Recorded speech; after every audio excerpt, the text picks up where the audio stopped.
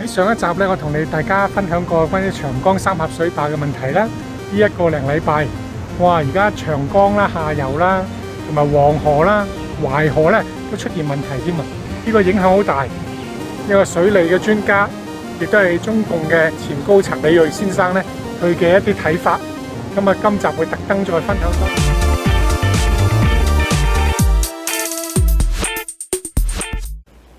中国还缺乏民主，这是最大的问题。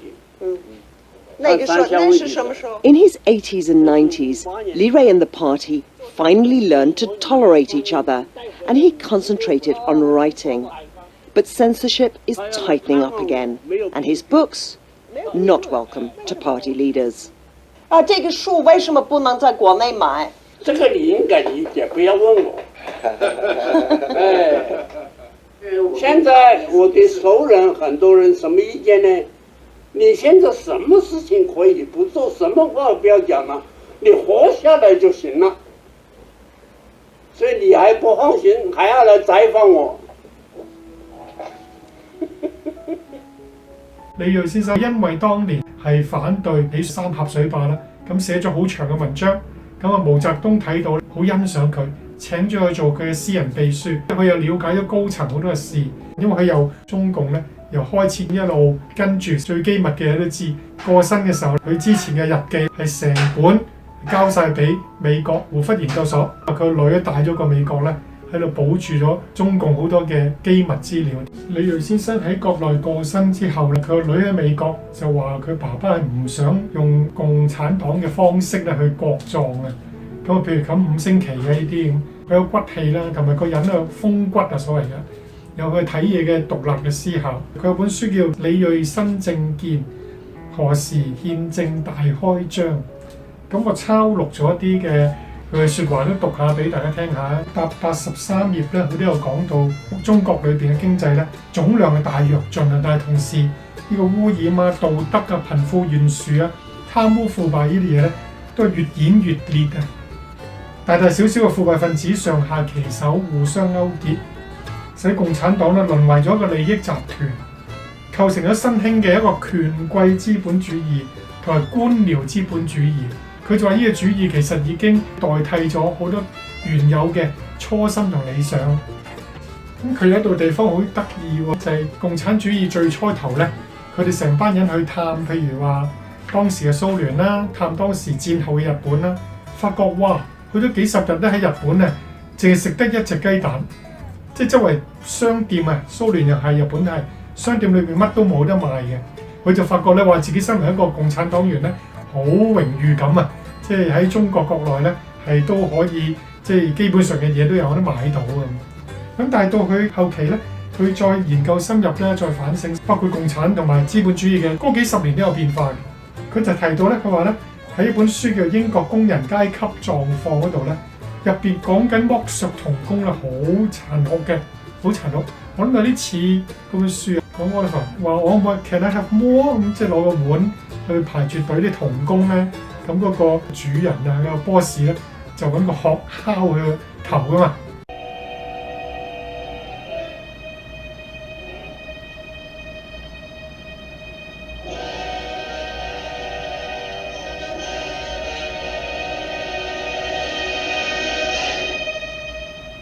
Lisa, I want some more. What? Please, sir. I want some more.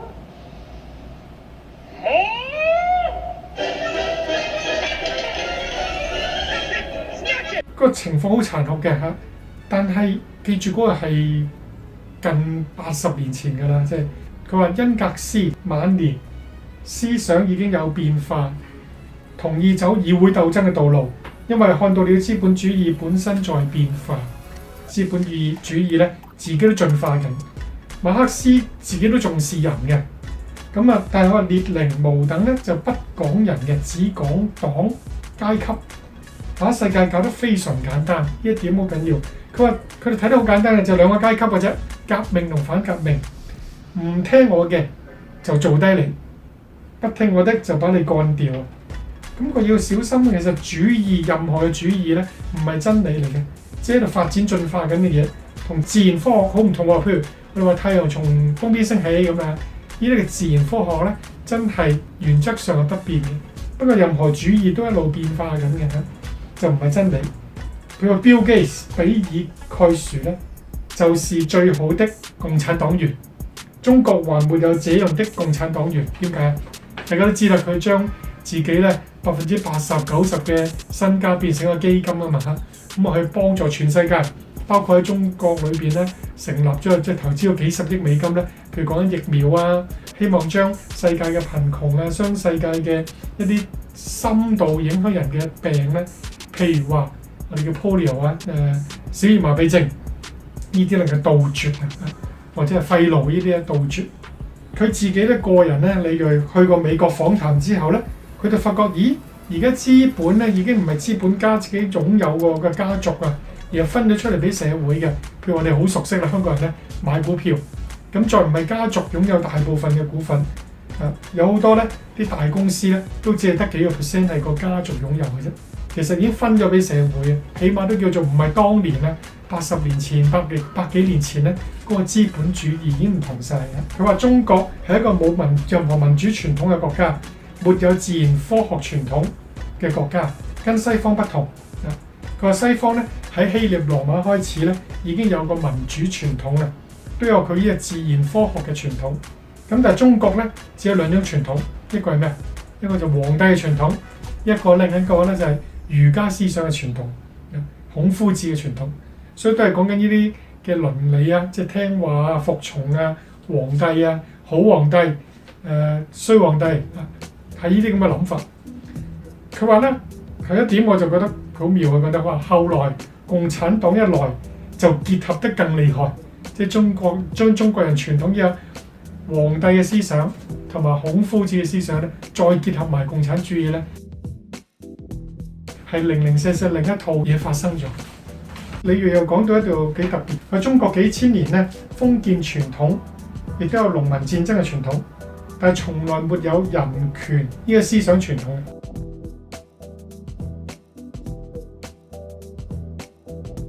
我唔同意呢個講法，原因就係、譬如你睇下台灣啊，睇下呢個日本咧，日本都係一個好封建嘅國家啊嘛，百幾年前係嘛，咁仲有天皇啊。但係佢都變化咗，即係佢原則上都係跟儒家思想嘅，再加埋咧日本都係一個，即係佢覺得佢哋有個天命咧，都係要掌管全世界嘅。但係呢個思想都俾美國轉變咗，即係民主思想啊，由一個好封建嘅國家，短期內就變咗一個民主選舉國家。咁啊，當然呢個有個歷程嘅咧，會話突然間1-2年之間變到好文明啊，但係起碼呢個係一個人嘅一個基本想追求嘅價值嘅。中國幾千年從來沒有人權呢個思想傳統，咁啊對人命咧冇乜所謂，無動於心。嗱，呢個都係一個我哋即係幾唔好嘅一個傳統嘅諗法啊！我諗起就係講緊蟻民啊嘛，係嘛？即係啲人唔係好似蟻咁啫，踩死幾十萬都唔緊要嘅。專制迷信，列寧咧、史太林啦、毛澤東咧，相對都係崇尚暴力嘅民粹主義者。咁啊，要革命就迷信暴力嘅。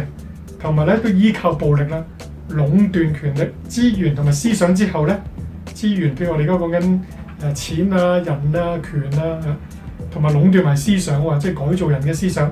然後對一切咧唔同意佢哋嘅思想嘅人咧，就通通打倒，甚至咧肉體消滅。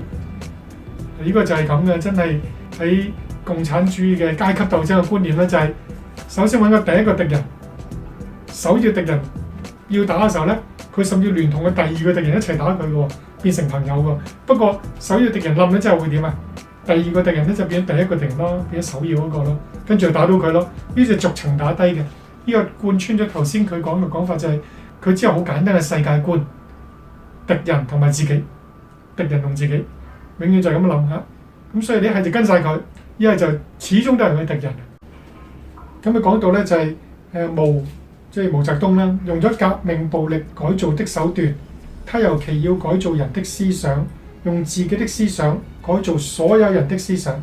這一點同歷代皇帝都不同，佢做到咗，冇人反抗。早年咧，毛澤東讀師範嘅時候咧，數學0分，但係一個有高度傳統文化嘅中國農民，但係佢唔清楚咩現代嘅經濟同埋科學嘅。政治家必須利用人，但係政治家有各種各樣的人啊，有啲人咧都有高貴嘅品質嘅。佢自己講就話：我認為最好的是華盛頓。我諗其中嘅原因就係因為咧，美國立國初頭有幾個即係重要人物啦，華盛頓都係其中一個啦。佢做咗2屆總統之後咧，就退隱翻去佢嘅農莊，冇再奪權啦。我諗呢個放得低嘅一個好嘅例子。佢讚佢有高貴品質。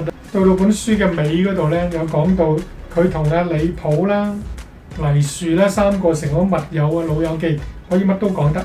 咁啊，將幾個人講嘅一啲嘅分享咧都擺咗落去。佢提到話咧，以前佢哋批判蔣介石咧，一個黨、一個主義、一個領袖，即係都獨裁嘅專制。但係後來咧，自己都變成咁樣啊，即係黨國就好似私產咁樣，死幾多人咧冇所謂嘅。既恨既仇，自己結構啲政敵咧，要置佢哋於死地啊！咁其實有啲幫會幫規咧，黑幫嘅性質喺度，滅絕個人意志、人格同人權。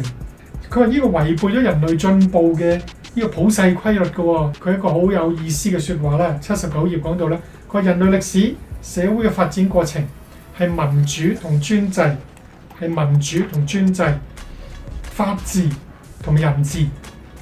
科學同愚昧嘅勝負啊，即係3樣嘢咧嘅勝負嘅過程，尤其近300年嚟咧，即係嗰個鬥爭最激烈，發展最快。